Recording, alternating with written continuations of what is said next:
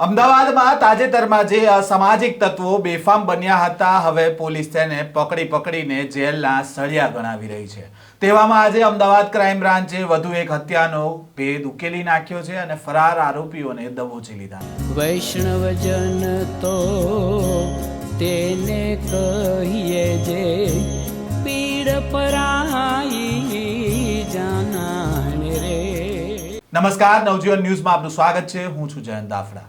તાજેતરમાં અમદાવાદમાં જે પ્રકારના બનાવો સામે આવી રહ્યા હતા તે જોતા શહેરમાં કાયદો અને વ્યવસ્થા સામે સવાલો ઊભા થઈ રહ્યા હતા અને હવે ગુનેગારોમાં તાક બેસાડવા માટે પોલીસ એક્શન મોડમાં જોવા મળી રહી છે।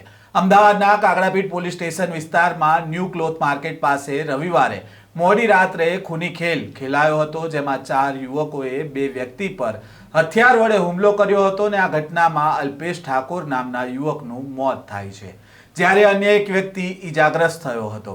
સમગ્ર ઘટનાની જાણ થતાં કાકડાપીઠ પોલીસનો કાફલો ઘટના સ્થળ પર પહોંચે છે અને 4 લોકો વિરુદ્ધ ગુનો દાખલ કરે છે।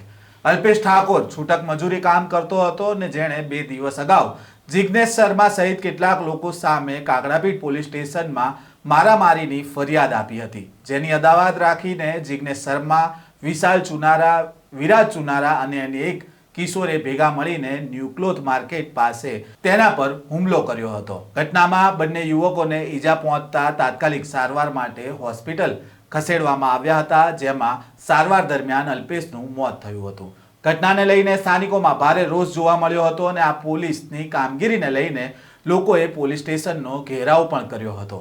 સ્થાનિક લોકોની માંગ હતી કે કાકડાપીઠ પોલીસ સ્ટેશન વિસ્તારમાં અનેક જગ્યાએ દારૂનું વેચાણ થઈ રહ્યું છે, જેને પરિણામે આ પ્રકારના બનાવો બને છે।